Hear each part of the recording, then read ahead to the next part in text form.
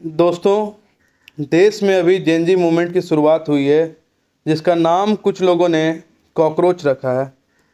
और इसके नाम पर एक पार्टी भी बन गया, आप लोगों को पता होगा, कॉकरोच जनता पार्टी। ये बड़ा दुखद बात है।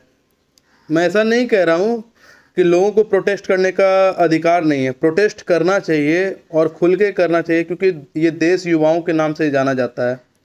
लेकिन ये कॉकरोच शब्द रखना कितना बड़ा मायने रखता है इस चीज़ का।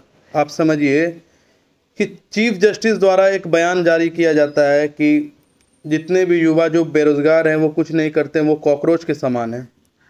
ये शब्द अपने आप में बहुत बड़ा है। बाद में वो कितना भी जस्टिफिकेशन दे दें कि मैंने इस सेंस में नहीं बोला, मैंने उसके लिए नहीं बोला, वो जस्टिफाइड नहीं होता है। कॉकरोच शब्द बोलना बहुत ख़राब होता है, क्योंकि आप देखते हैं कि किचन में अगर आपको कॉकरोच नज़र आता है तो आप तुरंत हिट लेके आते हैं कि कॉकरोच को किसी तरह मार के बाहर भगा दिया जाए। मतलब लोग कॉकरोचों से अजीज हो जाते हैं। ये शब्द हम युवाओं पर कितना बड़ा असर दे रहा है, आपको ये नहीं समझ आ रहा है। क्या कोई भी युवा देश का अपने शौक से बेरोजगार है? मैं सवाल अपने सरकार से पूछना चाहता हूँ। क्या कोई भी युवा अपने मन से कॉकरोच बनने के लिए तैयार हुआ है? नहीं। वो बेबस हैं, वो लाचार हो चुके हैं, वो प्रयासरत हैं, लेकिन वो प्रयास उनका सफलता की ओर नहीं बढ़ता है। हर साल वो प्रयास करते हैं, लेकिन प्रयास सफल नहीं हो पाता है। इसमें किसका दोष है? इसमें अपने लाचार सिस्टम का सबसे बड़ा दोष है।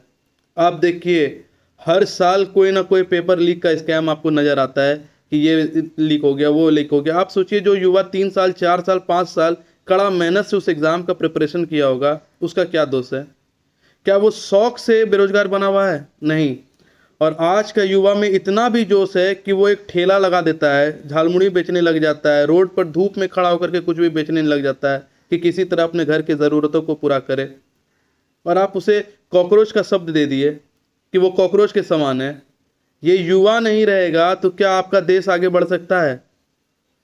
हम देश वाले सब कमज़ोर हो जाएंगे अगर यूथ हमारे साथ नहीं होगा तो। आप समझिए इस बात को।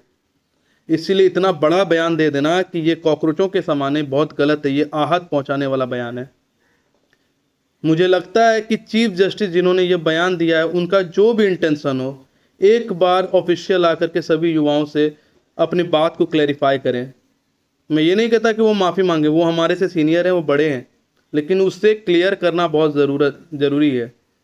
क्योंकि देखिए, युवाओं का आक्रोश इतना बड़ा होता जा रहा है कि वो देश हित के लिए अच्छा नहीं है। देश हित के लिए पक्ष विपक्ष दोनों होना ज़रूरी है। पक्ष अपनी बात रखेगा, विपक्ष अपनी बात रखेगा। सरकार आएंगी, सरकार जाएंगी, सरकार कुछ न कुछ ऐसे नियम लाएंगे जिससे देश को फ़ायदा होगा, कुछ ऐसे नियम आएंगे जिससे किसी वर्ग को नुकसान होगा। लेकिन अगर देश के अंदर ही देश के युवाएं अपने देश के खिलाफ ही कुछ मूवमेंट चलाना स्टार्ट कर देते हैं तो वो देश हित में अच्छा नहीं होगा। हमें एकजुट होकर के रहना, हम देशवासियों को एक साथ रहना है।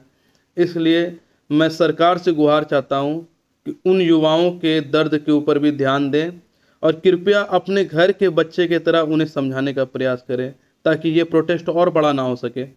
धन्यवाद।